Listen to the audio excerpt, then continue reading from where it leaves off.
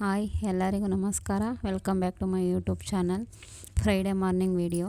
ಇವತ್ತು ವೈಕುಂಠ ಏಕಾದಶಿ ಇರೋದ್ರಿಂದ ಬೆಳಗ್ಗೆ ಬೇಗ ಎದ್ದು ಮನೆ ಒರೆಸಿ ಮನೆಯೆಲ್ಲ ಕ್ಲೀನ್ ಮಾಡಿಕೊಂಡು ನಾನು ಸ್ನಾನ ಮಾಡಿ ರೆಡಿಯಾಗಿ ದೇವ್ರ ಫೋಟೋಗೆಲ್ಲ ರೆಡಿ ಮಾಡಿಬಿಟ್ಟು, ಇವತ್ತು ಹೂ ಇರಲಿಲ್ಲ, ಅದಕ್ಕೇ ದಾಸವಾಳ ಹೂ ಇಟ್ಟು ನಮ್ಮ ಗಿಡದಲ್ಲಿ ತುಳಸಿ ಬಿಟ್ಟಿತ್ತು, ಅದನ್ನು ಹಾರ ಥರ ಕಟ್ಕೊಂಡು ಅದನ್ನೇ ಹಾಕಿ ದೀಪ ಹಚ್ಚಿದೆ.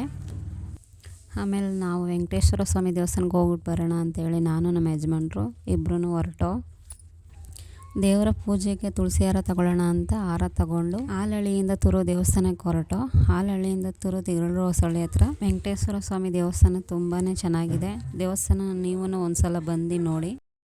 ಕನಕಪುರದಿಂದ ದೊಡ್ಡ ಆಲಹಳ್ಳಿ ಮೇನ್ ರೋಡ್, ತಿಗಳರ ಹೊಸಳ್ಳಿ, ಶ್ರೀ ವೆಂಕಟೇಶ್ವರ ಸ್ವಾಮಿ ದೇವಸ್ಥಾನ ಹತ್ತಿರ ಬಂದ್ವಿ. ಡೈರೆಕ್ಟಾಗಿ ಬಾಗಿಲ ಹತ್ರ ಬಿಡ್ತಿರ್ಲಿಲ್ಲ. ಇವತ್ತು ಹಗ್ಗ ಕಟ್ಟಿ ಒಂದು ಸೈಡ್ನಲ್ಲಿ ಹೋಗೋದಕ್ಕೆ ಬಿಟ್ಟಿದ್ರು.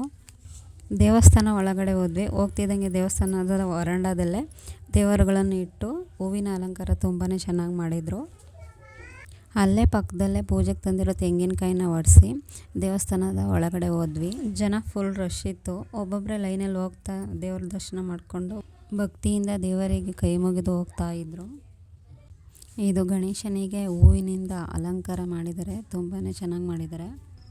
ಇದು ನೋಡಿ ವೆಂಕಟೇಶ್ವರ ಸ್ವಾಮಿ ತುಂಬಾ ಚೆನ್ನಾಗಿ ಅಲಂಕಾರ ಮಾಡಿದ್ದಾರೆ. ಅದರ ಪಕ್ಕದಲ್ಲೇ ಶ್ರೀ ಲಕ್ಷ್ಮೀ ವೆಂಕಟೇಶ್ವರ ಸ್ವಾಮಿ ಪದ್ಮಾವತಿ ಅಮ್ಮನನ್ನು ಎಷ್ಟು ಚೆನ್ನಾಗಿ ಅಲಂಕಾರ ಮಾಡಿದ್ದಾರೆ ನೋಡಿ. ಅಲ್ಲೇ ಪ್ರಸಾದ ಲಾಡು ಕೊಡ್ತಿದ್ರು, ಈಸ್ಕೊಂಡು ತೂಗು ಎಲೆ ಹತ್ರ ಬಂದ್ವಿ.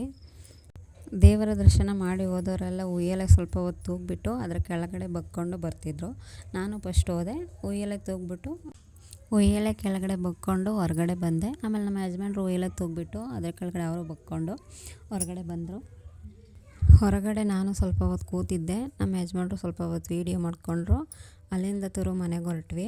ಈ ವಿಡಿಯೋ ಇಷ್ಟ ಆದರೆ ಲೈಕ್ ಮಾಡಿ, ನಮ್ಮ ಚಾನಲ್ಗೆ ಸಪೋರ್ಟ್ ಮಾಡಿ, ಸಬ್ಸ್ಕ್ರೈಬ್ ಮಾಡ್ಕೊಳ್ಳಿ ಅಂತ ಹೇಳ್ತಾ ಈ ವಿಡಿಯೋನ ಇಲ್ಲಿಗೆ ಮುಗಿಸುತ್ತಿದ್ದೇನೆ.